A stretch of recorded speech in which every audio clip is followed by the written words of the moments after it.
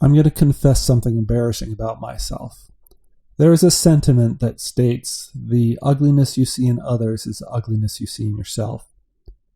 It's uncertain where exactly this originates from, but the concept worries me quite a bit.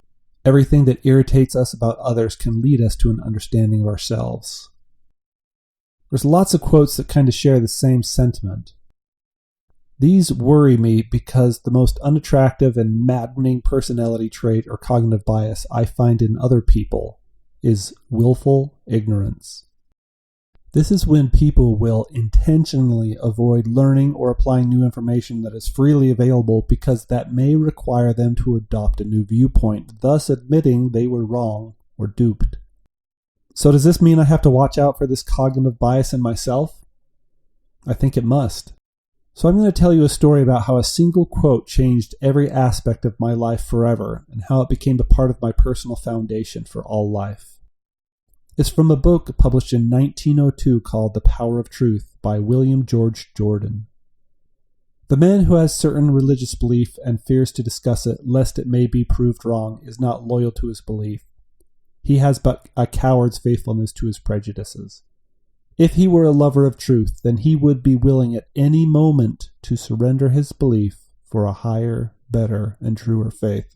The man who votes the same ticket in politics year after year without caring for the issues, men, or problems, merely voting in a certain way because he has always voted so, is sacrificing loyalty to truth to a weak, mistaken, and stubborn attachment to a worn-out precedent. Such a man should stay in his cradle all his life because he spent his early years there. And of course, this isn't just about religious beliefs or politics, but all beliefs. It's a lot easier than it sounds, though, because that phrase, be willing at any moment, as I've learned in the reality of humankind, is knocking on the door of impossibility. And to me, that seems impossible. But we're going to do a deep dive and try and figure out why. In Carl Sagan's book, The Demon-Haunted World, Science as a Candle in the Dark, he points out that, quote, one of the most saddest lessons of history is this. If you've been bamboozled long enough, we tend to reject any evidence of the bamboozle. We're no longer interested in finding the truth. The bamboozle has captured us. It is simply too painful to acknowledge, even to ourselves, that we've been taken. Once you give a charlatan power over you, you almost never get it back. The phenomenon he describes is called cognitive dissonance, the discomfort you feel when you learn the truth about something untrue you have actively believed and participated in for a long time. The embarrassment and shameful judgment levied at oneself and the confusion towards the love and trusted people who initially told you to believe in this falsehood. This is where your brain literally cannot and will not let you adopt a new truth as your viewpoint, unless under a rare exception. Cognitive dissonance could also be defined as the uncomfortable feeling you get when you realize something you've believed in or participated in is actually untrue. It's the internal conflict that makes it hard for people to accept new information that contradicts your existing beliefs, especially if you've publicly committed to them. It's often easier to stick to what you already believe, even if it's wrong, than admit you were mistaken. This is where Leon Festinger, the social psychologist, comes in. He is the one who defined the phrase cognitive dissonance, this embarrassing fact of human nature. In 1954, he and his colleagues infiltrated a doomsday cult that prophesied the end of the world and that the members would be saved by flying saucers. When none of that happened, it seemed obvious that everyone would leave, but as predicted by the psychologist, almost nobody, including a highly educated doctor, abandoned their beliefs, but actually doubled down and started proselytizing more vigorously. Nobody could admit they were duped. That's why it seems to be knocking on the door of impossibility for humans to change their mind when their beliefs are clearly proven false, especially amongst the highly schooled where there is an odd high correlate. How it seems to work is that everybody thinks of themselves as smart, competent people. Everyone seems to be 100% confident of a few foundational facts, which are actually cognitive biases that humans suffer from, as follows. The better-than-average effect, or illusory superiority. Most people overestimate their abilities compared to others. They think they are smarter, more rational, more open-minded, and better at lie detection than others. Thus, they would never fall for a scam, and they would never be conned out of their time, money, or resources.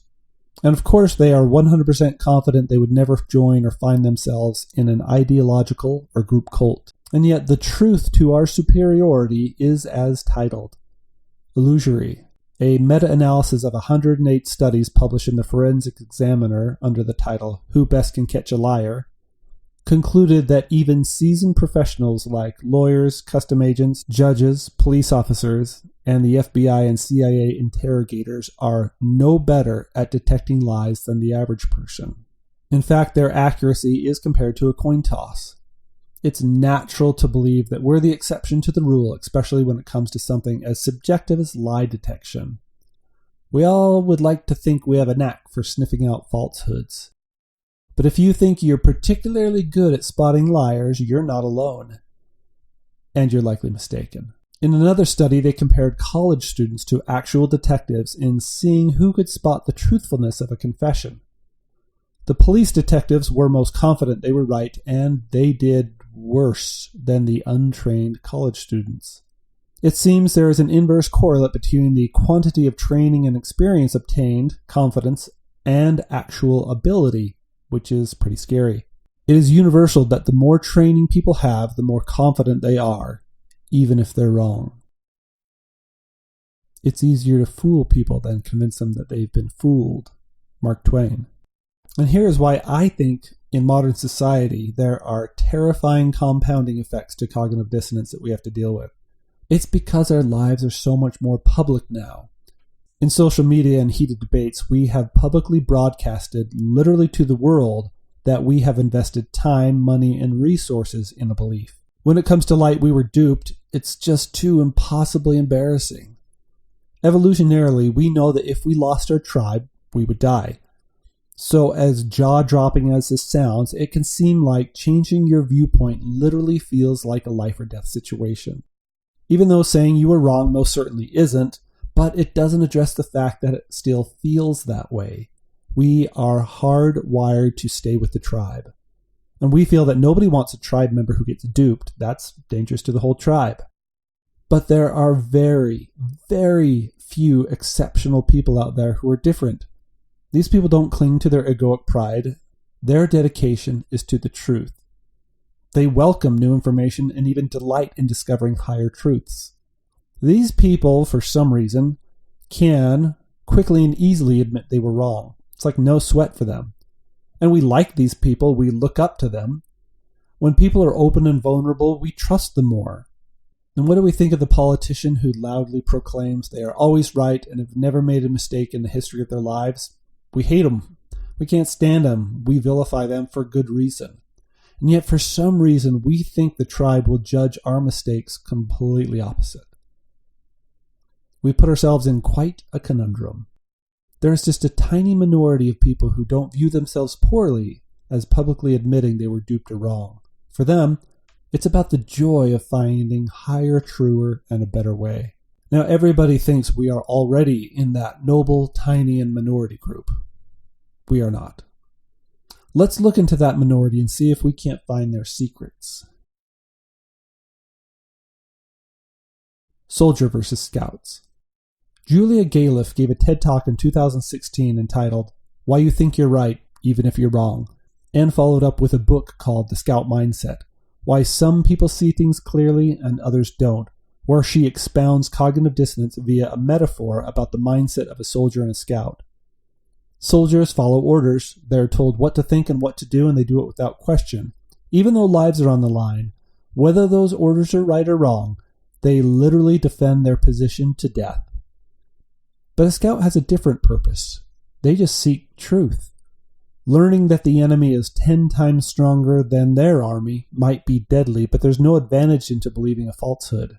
New information that changes their old estimates isn't met with opposition, it's welcomed and relayed up the chain of command. When somebody with a scout mindset encounters new, even contrary information, they welcome it. Accurate information is the priority.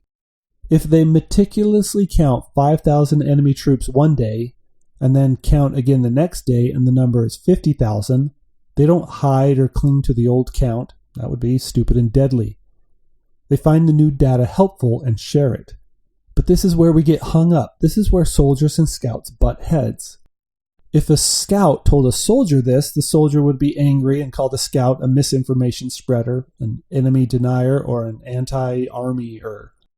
Relaying new information won't work with people that act like soldiers. And don't think that scouts are always the way to be, because they are making many mistakes as well. Scouts mostly mistakenly assume that they're talking to fellow scouts. They think a simple update of the truth will bring everyone to the same page, but the scouts are very wrong. While that works with fellow scouts, the vast majority of people claim to be scouts while thinking, identifying, and acting like soldiers. Scouts, while dedicated to the truth, often suffer from their own cognitive biases as well, precisely the illusion of transparency and the curse of knowledge. The illusory transparency is our tendency to overestimate the extent of which our own viewpoint, valuing truth above all else, is apparent to others.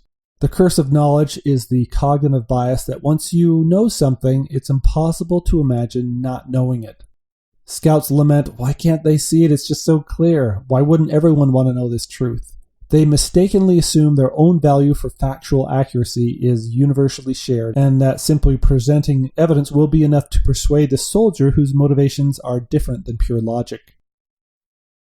So, everybody suffers from cognitive dissonance. It's inescapable. In her book, Julia Galef explores the relationship between beliefs and identity, arguing that identity can hinder a soldier mindset by making it harder to change one's mind. But if someone's identity is to love truth above all else, being a scout becomes more rewarding. So here is the trillion-dollar question. How do we turn narrative-believing soldiers into truth-loving scouts? The inability to be open-minded, humble, admit you were duped is detrimental to human advancement. It's gotta change. There's a movement that can best be summarized by the phrase, normalize changing your opinion when presented with new information. Sarah Abed, an independent journalist, wrote an article entitled, Cognitive Dissonance, the Most Prolific and Psychological Plague of Our Time. And I totally agree with her. When politics and health policies are involved, blindly believing narratives from for-profit corporations and officials and paid actors pretending to be journalists can be literally deadly. People may proudly shame others for making different choices, but when the truth emerges, their cognitive dissonance prevents them from admitting they were duped. Scout seeks a medical cure. I want to use this analogy for this video. Let's imagine your daughter is diagnosed with a terminal disease that Western medicine finds incurable. There are reports of remission, but it's impossibly difficult to find out the correlates. Time is of the essence. Your daughter doesn't have the time or the physical capacity to just try everything. You start researching and putting data together, forming hypotheses, theories, and protocols, and publish them for the world to analyze, critique, add to, and criticize. Now, are you offended if someone lets you know that 70% of your proposed protocol won't work? Will you tell them to shut up and still doggedly defend your proposal? No. You're overjoyed. You don't take it as a personal offense about your research skills or your ability to develop effective protocols. You are thankful to the point of tears. You're also overjoyed that somebody well-versed in your field of research is helping you eliminate things that won't work. After all, you're just after the truth. You don't have an axe to grind. Your job doesn't depend on how many theories you publish. Now, a world expert in the field may call your proposed protocol stupid and explain how they've already tried all of that and explain to you in great scientific detail why it didn't work. While their harsh approach could have been better, you really don't care or have time for pettiness and hurt feelings. You're on a mission and are actually really grateful for the world-leading expert to share their time and data with you. Evolutionarily, people actually fear public speaking primarily because we know that if our tribe rejects us, we'll die. We needed a community to survive, so we feared being judged as foolish or incompetent and losing our social standing. And even though we know it's not life or death, our reptilian brain equates admitting we were wrong with death, so it's just not going to happen. Nobody's going to, in effect, choose death. Even though when someone admits they were wrong, we like it. We respect them more, but we can't see the same for us. But in this current cancel culture, this avoidance seems to be on steroids. What has caused the amplification so much? Let's explore the causes and industries that are at most fault and the ones that are at the most risk. Which high-stakes fields suffered the most?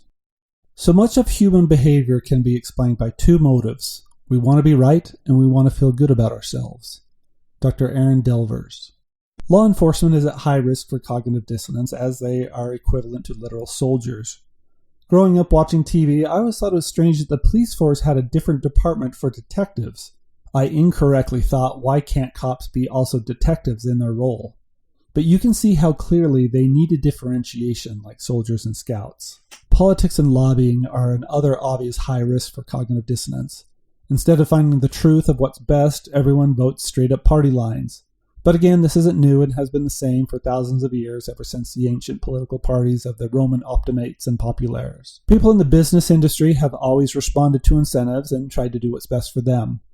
All of these industries haven't changed, but I think the significant changes are in two primary industries: journalism and science.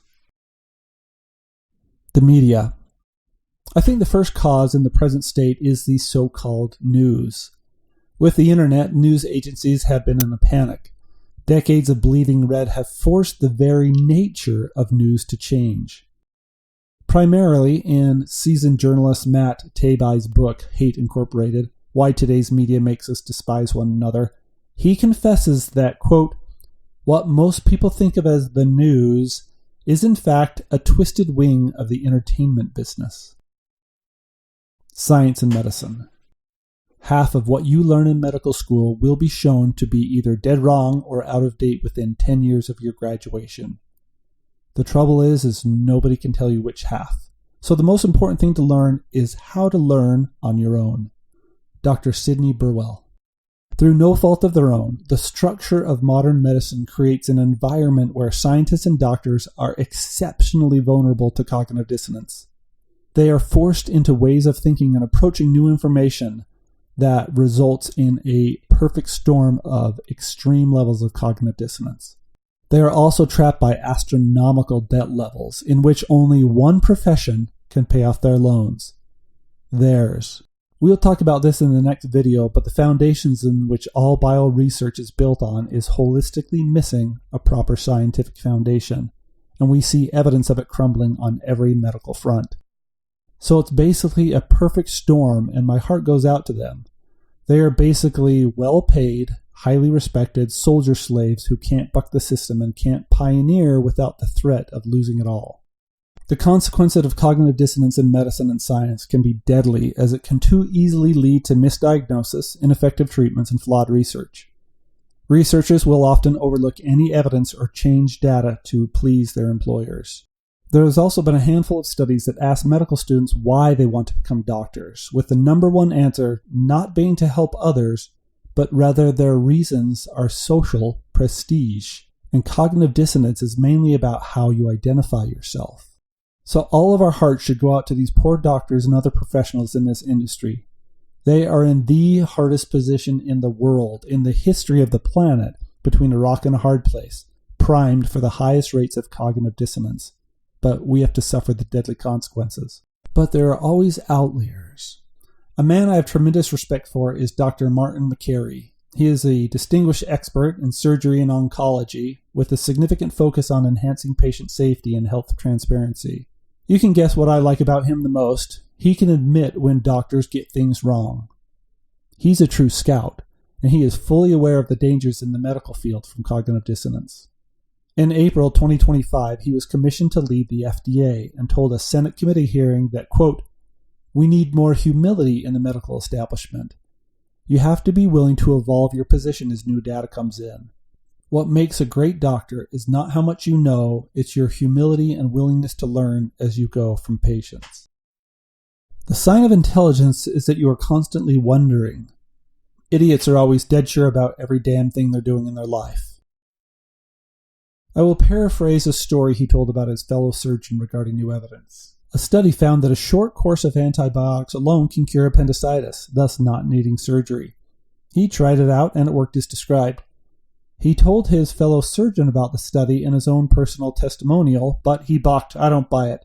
I need to see a randomized controlled study. A few months later, a randomized controlled trial was published in their top surgery journal, confirming the same thing. About 75% of people with appendicitis don't need surgery. Relaying this information, his fellow surgeon colleague said, "I need to see 2 randomized controlled trials." The study was well designed and included a 1-year follow-up. But then 6 months later, another randomized controlled trial came out, published in JAMA, confirming the results. Now his fellow surgeon colleague said, "I need to see 3 randomized controlled trials." He told them about all of his personal success and how it's been used for a long time in Europe. I mean, what person wouldn't love not having to cut another human being open if they didn't have to, right? 2 years later, a 3rd randomized controlled study was published in a top journal, and separately, JAMA published an impressive 5-year follow-up results for the patients. All the studies, all the evidence, all the data had spoken. It was no longer an open question. Then he realized he never read any of them. "Marty, I just think people are better off with their appendixes out."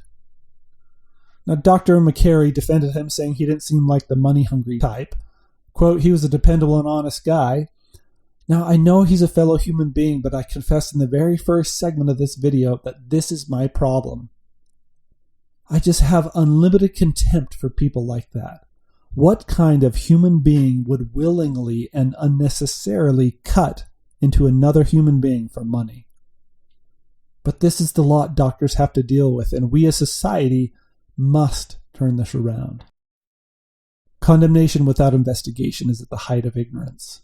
Albert Einstein. There is another story of a prominent scientist discussing the evidence of psychic phenomenon. Daniel Dennett was a founding member of the editorial board of the AI Society Journal, who made contributions in the area of philosophy, including intentionality, free will, the ontological of mental states and consciousness, Darwin theory, AI, and the philosophy of religion. He was on ABC News debating the scientific evidence for psychic phenomenon with Dr. Russell Targ, and was persistently dismissive, yet always and only in generalities. Finally, Dr. Targ said, "Let's pick an experiment we both know and you tell me what's wrong with it and I will respond." He condescendingly shot back with, "You don't think I actually read this stuff, do you?" There was dead silence. He blushed, hung his head in shame, sat down and left as soon as he could. Speaking of Dennett's work, other scientists said that he was, quote, "astonished by people maintaining a willful ignorance of anything scientists might find. And yet he was more guilty than the people he looked down on." Do you see why I worry about this about myself? Those who are the most vocal against willful ignorance are often the most guilty. There must be no barriers to freedom of inquiry. There is no place for dogma in science. The scientist is free and must be able to ask any question, to doubt any assertion, and seek any evidence to correct any errors. J. Robin Oppenheimer. How do we fix it? Dietrich Bonhoeffer was a German Lutheran pastor and anti-Nazi dissident who talked about these willful, ignorant people and made the argument that they are more dangerous to society than evil. He said that evil can be recognized, confronted, and stopped. The weight of guilt can even end itself, but willful ignorance is impossible to defeat. He simply called them stupid people, not because they lacked intelligence, but because they would not think independently. They followed the dogma, the political party, the leaders, the ideologies, no matter what. Quote, "We must abandon all attempts to convince the stupid person." Here is the problem with his thinking. Everybody vehemently agrees with him, including the Nazis, because everybody thinks they are the smart ones. So his argument is universally accepted and used by the right and wrong, the good and evil, those in cults and out of cults, trying to convince people on the other side to stop being so stupid. So his advice is 100% worse than useless because it only cements people in their false position. So is there hope? Can we change this around? I think we should try. And where do we start? Ourselves. Although I claim to be fair, balanced, and open to new ideas, I have certain philosophies and schools of thought that I follow. There are respected authors and philosophers and teachers, and I read everything they say. One time my friend said, "How do you know this isn't a thought cult?" Ha! I know I'm not in a cult. I don't even need to research. I'm 100% certain. Yeah. Then it hit me like a ton of bricks. Wait a second. That is exactly what a cult member would think. In fact, I bet I just demonstrated the first two red flags of actually being in a cult. Professing absolute knowledge that you aren't in a cult and unwilling to research. So I felt pretty profoundly uncomfortable with myself. So I know this can be hard. I was pretty embarrassed, but curious too. Was I brave enough to see if I was in a cult? What is my actual commitment to truth versus my own personal comfort? Because, well, it wasn't looking too good so far. So I did the same thing I do with everything, tons of research. I started reading every book and study on cults. Eventually I found the work of the world's unquestioned expert, Steve Hassan. He developed what's called the BITE model of authoritarian control, where you can see if you are in a cult or not. BITE stands for Behavior, Information, Thought, and Emotional Control. I nervously took the questionnaire. Luckily, it scored the lowest possible 1 out of 10 in all 4 categories. In fact, it didn't just score low, it was completely contradictory to a cult's methods of recruiting and maintaining controls over people. It was closer to an anti-cult than a cult. Conclusion. Skeptics have a bad reputation, and it's well earned. I view myself as a hardcore skeptic.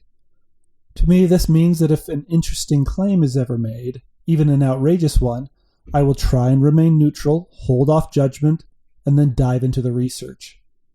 And I admit it's tiring work to read dozens of books on a topic, to cross-reference, find the original sources, then ask the authors and endlessly wait for replies. It's not glamorous work, but to me that's just the standard life of a true skeptic investigating a claim. But I've learned something disturbing. I've had thousands of discussions with other scientists on whatever topic I'm investigating, and I always think I'm talking to a fellow scout. I'll often ask, well, that's not what the data points to. Where are you finding your information? Then the awkward silence followed by, I don't have to research, I just know. As a data hoarder, I can offer to send these fellow scientists the data so they can review it themselves. Do you know how many have accepted this offer? 0. Yeah. So I kind of learned the truth that almost all claimed skeptics are actually willfully ignorant cynics. Nothing more. They not only don't read, they won't read. All of their self-proclaimed opinions are immutable facts. They are never wrong, and more importantly, they are always right. Other true skeptics out there will jump up and down with confirmation as they've encountered this as well. It is a huge problem. How we can best combat cognitive dissonance is a subject for another video. I just want to bring this problem to light. Everyone is affected by cognitive dissonance. From the beginning, I've admitted having this problem and am aware that it can blind me and others. Additionally, being in this medical field exacerbates this issue as well. Knowing the problem is more than half the way there, though, right? Nonetheless, I promise to you that in all my research, I am just scouting for truth. I have no axe to grind, no agenda to promote, no conflicted interest. I will give you my anthem of truth. To scout for truth with humility, readily admit when I am wrong, and welcome contrary data in the pursuit of accuracy. That is the foundational anthem of truth. So let's build on it. In the next segment, we will uncover the best kept secrets in the foundations of science.